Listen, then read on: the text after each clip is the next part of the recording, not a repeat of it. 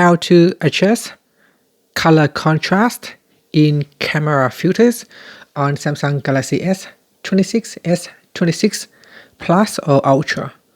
First, tap on the home button to return back to the home screen.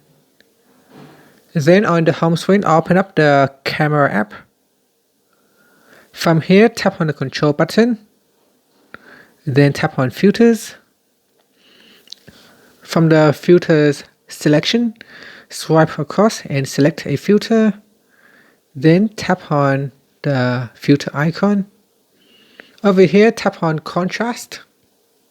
Then on the slider bar, you can drag it to the left or to the right to increase or decrease the color contrast for the filter.